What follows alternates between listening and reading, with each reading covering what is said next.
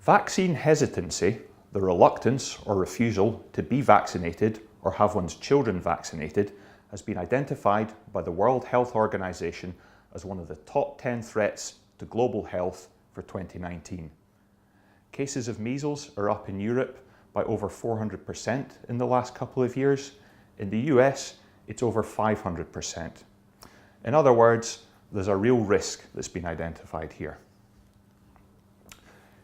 The image on the left of the screen here, this is how medical experts are trying to communicate that risk. It's how they're making their case for vaccination, but many people aren't paying attention. The image on the right will probably be seen by most as pure propaganda, but it has high impact and it's being persuasive. We're quite good in our industry at identifying risk. We're quite good at reporting risk, but we're nowhere near as good as we could be when it comes to communicating risk. So, what is risk communication? Well, we can think of risk communication as being a tool for creating an understanding of risk, because knowledge of risk has very low value unless it's communicated effectively. We can think of it as helping to close the gap between the lay people and the experts, in our case, between the managers and the engineers. And it helps everybody to make more informed choices. So it enables prioritization of risks, because you can only manage a risk correctly if it's been communicated correctly. So the important thing here is to inform in a way that ensures understanding. So it has to be a two-way exchange of information, because information is just giving out. Communication is about getting through to people. And this happens most effectively when you've got engagement from both sides. I've got a quote from the Irish playwright George Bernard Shaw here. He says, "The single biggest problem in communication is the illusion that it has taken place." Lots of leaders, managers, and supervisors think that they're good at communicating, but really they're good at this. They're good at giving out information. This is not effective unless the person that you're giving the information to understands it. So, effective communication shouldn't be a one-way exchange like the image on the left, but instead, the communicator should engage with all parties, respond to questions and concerns, and ensure that the risk is understood. So why is this important? Well, for our industry, let's take the field manager, the guy who controls the budget there. They need to understand where the money should be spent on asset integrity issues versus the needs of all the other departments. So our job as the asset integrity representatives is to clearly communicate the risks to asset integrity. When you're just one voice in the crowd of people asking for a piece of the pie, you need to ensure that your needs are clear and that they're understood. So it's really important to get this right. How do we do that? Storytelling. The tools that we use to communicate have changed over the years. We're not drawing pictures on cave walls anymore. We're projecting PowerPoint slideshows up onto large screens. But what's interesting is that the ancient brain, the primitive brain, it hasn't changed. The way that we like to communicate, the way that we process information through the vehicle of a story, through emotions, through visualization, those things haven't changed since the beginning of time. Back in 2013, SAP, or SAP if you prefer, most of us are probably aware of this, giant global business software company, some of us probably use that. In 2013, they hired a new Senior Vice President of Marketing, but that wasn't the job title that they gave to this person. Their job title was Chief Storyteller. Now, storytelling goes back over 2,000 years to the time of Aristotle. So there's nothing new here. But what SAP were finding is that they couldn't compete by giving engineering terms and trying to explain business software that's so complex, most people can't understand it. It's hard for the average person to understand. So they use the vehicle of a story with narrative plus visual stimulus to better sell their products. I've seen firsthand how effective a narrative and visual stimulus can be. Certainly, my wife paid really close attention to the CBeebies bedtime story with the visual stimulus of Tom Hardy reading it. Storytelling is a really powerful way to explain complex information that makes it easy for the human brain to understand. Wrapping up facts in emotion works because people don't just make decisions based on reason alone. They have to feel that something is right, as well as think that something is right. So emotions are essential to the decision-making process. Your audience will remember facts more readily when they've got something to associate them with in a visual way. So for example, telling a field manager that you want more money for fabric maintenance because you've discovered 100 lines across 6 different systems that have got Cat B corrosion or worse is unlikely to get you very far. Painting, they'll say, I give you £1 million to paint things last year. There isn't any money in the budget for any more. We're kind of always seen as the villains in asset integrity, people who cost money. We don't generate money. So we need to turn that negative message into a positive one. If we can form a narrative around reducing risk levels by remediating the external threats to asset integrity, this starts to make a bit more sense. If we can then show people how this will save them £2 million over the next 5 years because you remove the inevitable requirement for spool replacement, and you can back that up with the facts, you know what your corrosion rate is, you know what your retiral wall thickness is, well, now they're starting to sit up and take a bit more notice. So what of Aristotle? Well, we mentioned that storytelling goes back over 2,000 years to the time of Aristotle. Aristotle, one of the fathers of Western philosophy, came up with the first ever model of what good communication looks like around about 300 BC. And in this, Aristotle gave 3 related critical elements or modes of persuasion used in rhetoric that must be present in a good communicator. Firstly, ethos. This is the characteristic that makes you credible in front of an audience. If there's no credibility, the audience won't believe in you and they won't be persuaded by you. This guy's got it in spades, doesn't he? Sir David Attenborough, Cambridge graduate, over 70 years as a naturalist, 120 documentary series to his name. If this guy's got something to say about nature, people listen to him and they believe in him because of that credibility. Next, pathos or emotional appeal. If what you say matters to people and they can connect with it, they'll be more interested in what you have to say and they'll think you're more credible. Emotional bonds keep an audience captivated and they feel that the speaker is one of their own people. Martin Luther King, in his famous I Have a Dream speech, this is an excellent example of using this emotional appeal to communicate with a large number of people. He actually said the phrase, I have a dream, 8 times during that speech. A repetition, when done tastefully, used in the right places, helps to reinforce the point and solidify it in the minds of the listener. And thirdly, logos, or the appeal to logic. So people will only believe in you if they understand what you're trying to say. Everybody has a sense of reason. You must present facts to an audience in order for them to believe in you. Winston Churchill used this technique to great effect during his World War II speeches. So we've seen here 3 masters of storytelling, great communicators using key techniques that have been established for thousands of years for effective communication. Now we can use storytelling as an effective part of risk communication. But let's make sure that we're telling the right story. So let's look at communicating risk versus communicating condition.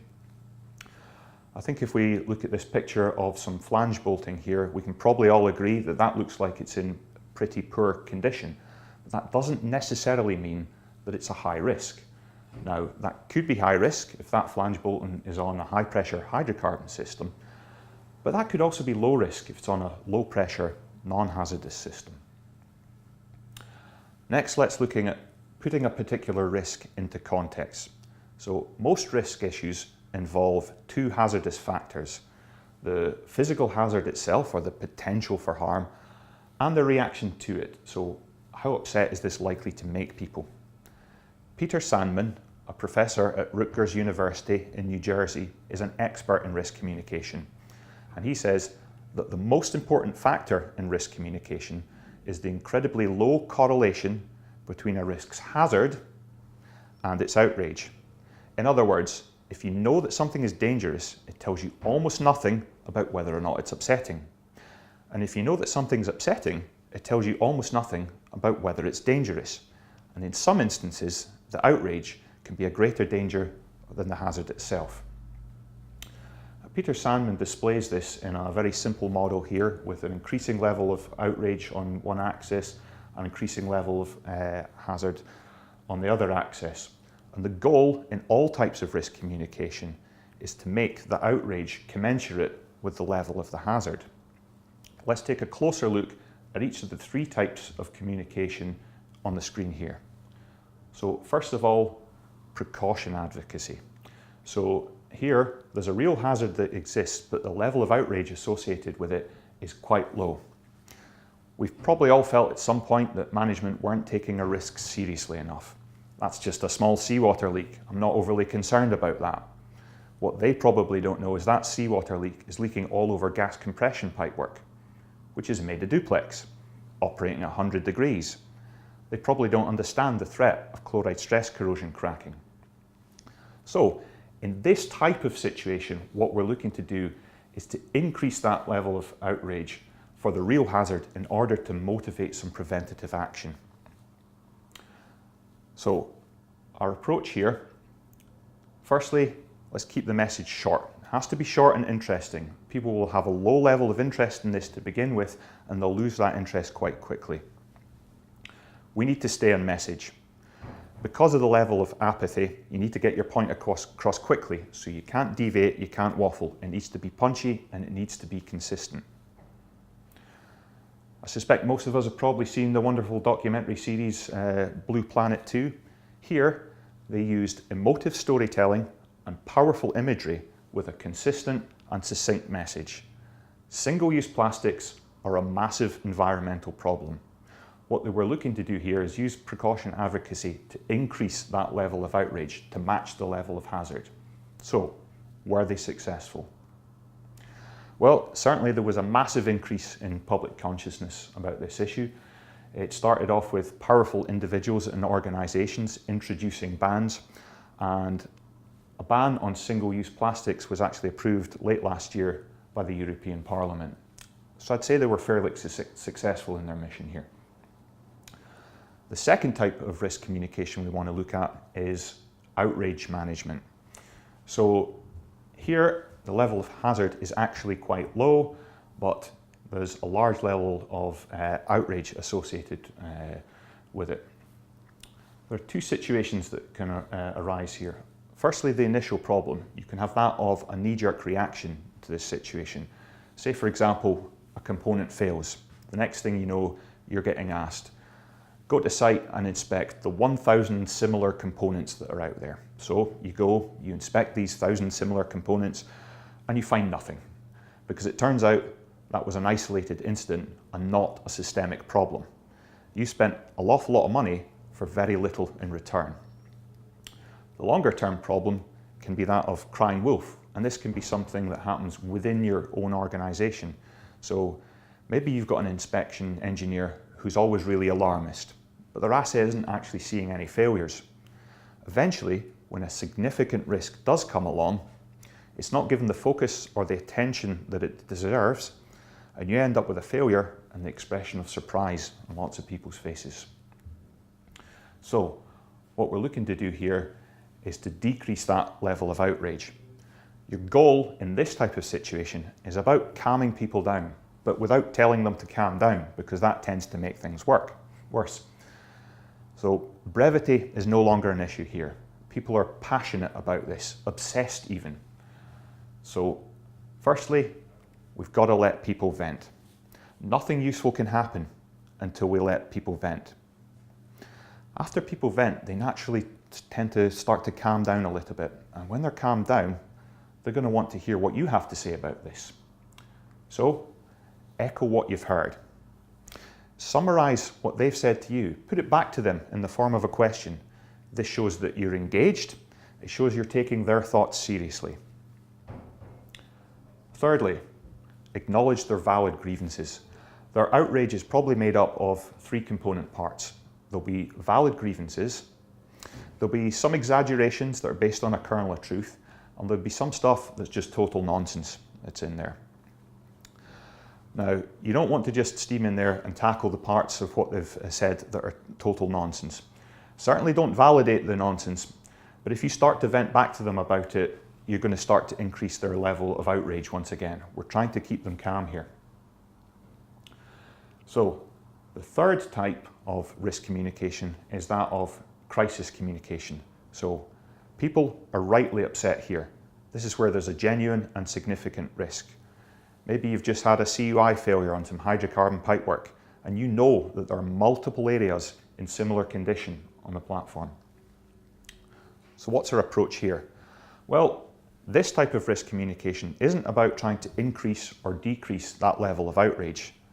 That level of outrage already matches that of a hazard, so we're already on that happy path there. The approach now is about the best way to manage the situation. So firstly, validating their outrage. This helps to confirm the seriousness of the situation. Secondly, help them bear their outrage. This lets people know we're in this together, we're going to get through this as a team. And thirdly, guide their outrage. So the energy of that outrage needs to be channeled into resolving the problem. Let's take a look back now at our friend Aristotle again. In his treatise, The Art of Rhetoric, Aristotle defines rhetoric as the faculty of observing in any given case the available means of persuasion. What he's saying here is that rhetoric, the art of persuasion, requires a different message or a different approach for different audiences in different situations in order to get the desired effects. So for us, the way that we might communicate risk with a graduate engineer will be different from the way that we communicate risk with a field manager. They're going to be interested in different things, and you're going to have a different window of opportunity to speak to these people. Let's look at an example of this. So we have some vibrating hydrocarbon pipework. Now this is a non-linear degradation mechanism, difficult to predict how much fatigue life has already been used here, difficult to predict an accurate failure time.